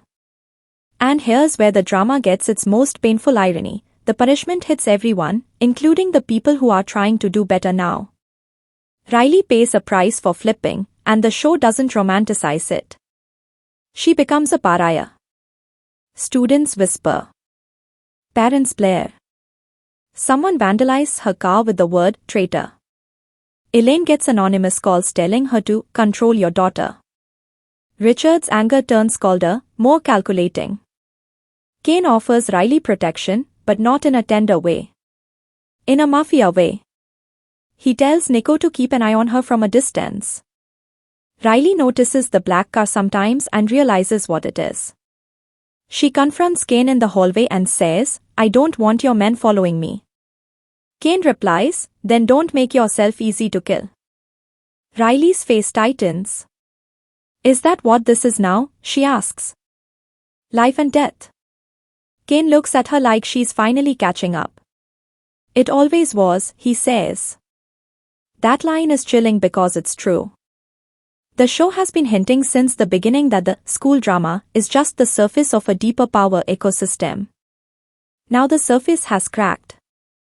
The late-stage confrontation between Kane and Richard is staged with maximum tension, and I'm going to talk around some specifics because of spoiler level, but I can tell you the shape of it. It's not a fist fight. It's not a shootout. It's two men in a room with evidence and guilt and a lifetime of choices pressing down on them. Richard tries to justify everything. He claims he saved Ian from a life of crime by adopting him. He claims he kept secrets to protect Elaine and Riley. He claims the crash was necessary because Ian was starting to remember, and remembering would have put the whole family at risk from Don Matteo's world. Richard tries to paint himself as a pragmatist, a protector. And here's my contrarian take for this stretch. The show is at its most interesting when it lets Richard's logic sound coherent for a second. Not sympathetic, but coherent. Because that's how people like Richard survive. They don't see themselves as villains. They see themselves as managers of chaos. They convince themselves harm is acceptable if it maintains stability. But Kane is the living proof that stability built on harm is still harm. Kane looks at Richard and says, essentially, you didn't save him. You owned him. The acting in these scenes is insane because Diego Cardenas has to play Kane, who is wearing Ian's face, confronting the man who raised Ian. The whole time, you are aware of the identity layers, and the show uses that to make the confrontation feel haunted. Richard looks at Kane and sees Ian's eyes judging him. Kane looks at Richard and sees the man who signed his brother away. As the adult world collapses, the school arc resolves in a way that feels satisfyingly messy rather than neatly moral. Vivian doesn't get a simple, "I'm sorry" moment. Jace doesn't become a better person. Grayson doesn't learn humility in one speech. The show understands that entitlement doesn't dissolve, it mutates. Vivian tries to run. There's a sequence where she's in her room throwing clothes into a suitcase, phone buzzing non-stop, her mother screaming downstairs, and Vivian's face is pure panic, not regret, panic. She's losing the one thing she worships, control of perception. She looks at herself in the mirror and tries to practice the tearful face again, but it won't come. Her eyes are dry. The performance is broken. Jace lashes out violently at school, blaming everyone else. He starts a fight, gets arrested, and Vice Principal Hallberg finally sees what he raised, a boy who thinks power is permission. There's a moment where Hallberg sits alone in his office after being suspended, staring at a family photo, and the show almost lets you pity him, almost, before reminding you he chose this system every day. Malcolm Morton tries to bargain his way out through Richard, and Richard can't help him anymore. That's the thing about networks. When the center collapses, everyone falls. And Kane. Kane watches all of it with the flatness of someone who hasn't allowed himself hope yet. Then the show does something that I personally loved as a structural choice. It slows down. Just a little. It forces you back into the hospital. Ian's condition becomes the emotional cliff the plot keeps circling. Dr. Deverieux continues assessments. There are tiny signs, fingers twitching, eye movement under lids, that may or may not mean anything. The show never lets it become a guaranteed miracle, which keeps the tension alive. Kane sits by the bed reading aloud from a book Ian used to borrow from the library, Lena's suggestion, because she tells him memory sometimes reconnects through rhythm and familiarity. Kane reading is one of the most unexpectedly tender motifs in the late episodes. He reads stiffly at first, like the words taste strange. Then he gets into it, voice steadying. He reads a passage about twins in mythology, two brothers separated by fate, and you can see his throat tighten. He pauses, swallows, and continues anyway. There's a night where Riley comes to the hospital alone. She stands at the foot of Ian's bed, hands clasped, and whispers, "I'm sorry." Kane is in the corner, half asleep, and he hears it. He doesn't respond. He just watches. And the camera holds on Kane's face, because you can see him wrestling with something. Does Riley deserve the chance to apologize to a boy who can't hear it? Does it matter if it helps her feel better? And the show refuses to answer cleanly, which is honestly more mature than most dramas in this lane. Elaine also has a late series moment that surprised me. She finally turns on Richard publicly. She testifies, again, keeping details light here, about the adoption process, about the pressure, about the secrets. It's not heroic. It's messy. She's terrified. But she does it. And you can see how much it costs her to admit she participated, even passively, in Ian's exploitation. Richard, cornered, tries one last time to regain control by threatening to expose Kane's mafia ties fully. Kane, in response, does something that's both self-destructive and strangely principled. He chooses to burn himself if it means the truth stays alive. He gives Thomas Rivas enough to publish about the foundation and the adoption network without needing Kane as a source anymore. He essentially makes himself replaceable. That's a huge character beat. Because early Kane would never make himself replaceable. He would hoard leverage. Late Kane starts learning that love isn't leverage. It's sacrifice. And here's the hook that carries you through the last stretch. Once Kane stops protecting himself, you realize he's preparing for a future where he might not be there, either because he's arrested, killed, or because he finally walks away so Ian can live without the mafia shadow.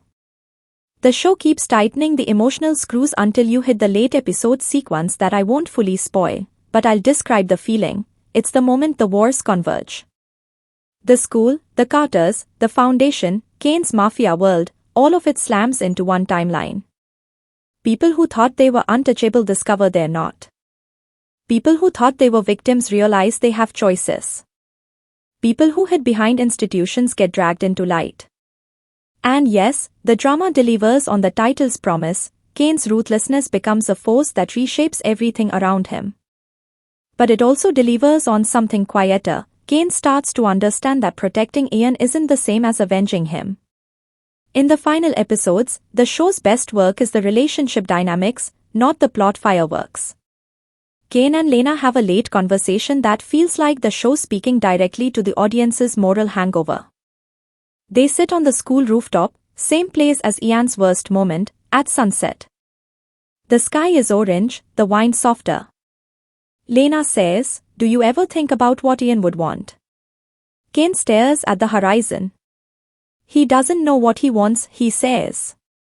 Lena replies, "Neither do you. You just know what you can do." Kane's voice is quiet. "I can destroy," he admits. Lena nods. "Can you build?" she asks. Kane doesn't answer, and that silence is the point. The question hangs over the rest of the series like a verdict. Riley, too, has a reckoning that isn't glamorous. She loses friends. She loses certainty. She gains something like integrity, but it hurts.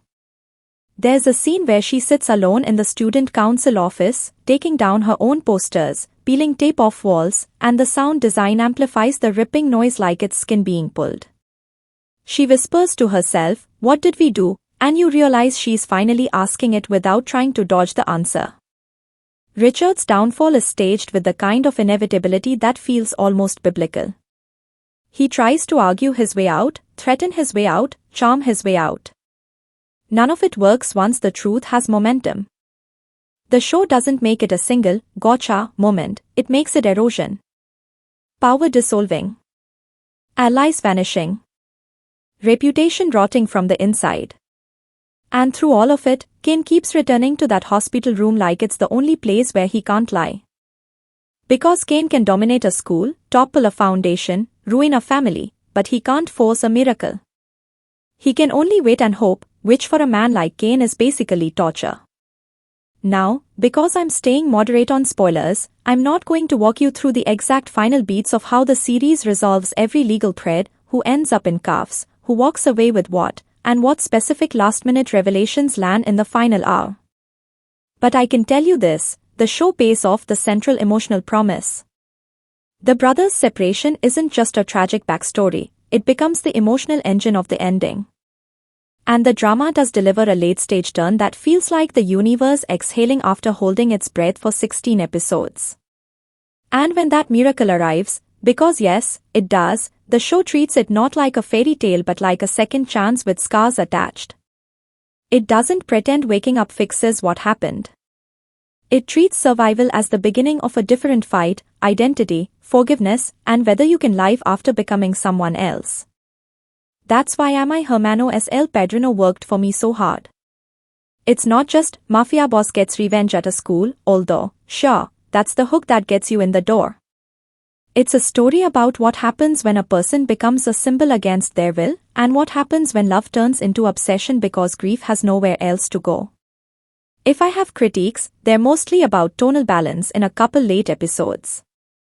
There are moments where the show leans so hard into thriller plotting, files, leaks, secret meetings, that you can feel the writers juggling a lot of plates.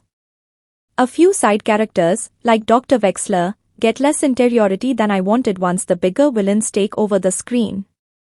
And the undercover student premise will always require a little suspension of disbelief, even though the show smartly lampshades it and uses performance to sell the identity split. But man, when it hits, it hits. Diego Cardenas deserves real credit for differentiating Kane and Ian not with wigs and gimmicks, but with body language. Ian's softness is in the shoulders, the hesitations, the way he searches faces for permission to exist. Kane's hardness is in the stillness, the economy of movement, the way he looks at a room like he owns the exits. Watching him play Kane pretending to be Ian is like watching a wolf learn how to wear a lamb's skin without tearing it. Ana Lucia Herrera as Riley is another standout because she nails that particular kind of privileged guilt that isn't immediately noble. Riley doesn't become good because she has a speech. She becomes good because she loses illusions. And the show lets her be messy in that process. Visually, the drama is better than it needs to be. The cold school palette versus the warm Carter household palette is a simple idea, but it's used consistently enough that you feel the emotional temperature shift without being told. The rooftop imagery repeats without feeling repetitive because the meaning changes. First it's humiliation, then it's despair, then it becomes a place of moral questions. The music, too, knows when to shut up. The silence in the suicide attempt arc and the hospital scenes is doing heavy lifting.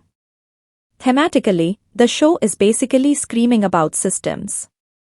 Not just bullies. Systems that protect bullies. Systems that monetize children. Systems that turn reputation into a weapon. And what I appreciate is that it doesn't let you off the hook by making everything about a few bad kids. It makes the adults responsible. It makes money responsible. It makes fear responsible. And it also asks an uncomfortable question about vengeance that I don't think enough revenge dramas ask. If you destroy everything to save someone, what do you save them into? So would I recommend mi hermano El Padrino? Yeah. With enthusiasm, and with a warning that it's emotionally rough in places. If you like high-stakes melodrama with a morally grey lead, if you enjoy stories where power gets exposed like rot under varnish, and if you can handle school bullying content that's filmed with an unflinching eye, this will absolutely hook you. If you prefer clean heroes and tidy justice, Kane is going to stress you out, and honestly, that's kind of the point. If you watched it and you found yourself cheering for Kane and then feeling weird about it later, I'm right there with you. That's not a failure of the show. That's the show doing its job. That's it from Jonota News. If you want another long-form drama review like this one, subscribe if you haven't, and tell me what you want me to cover next.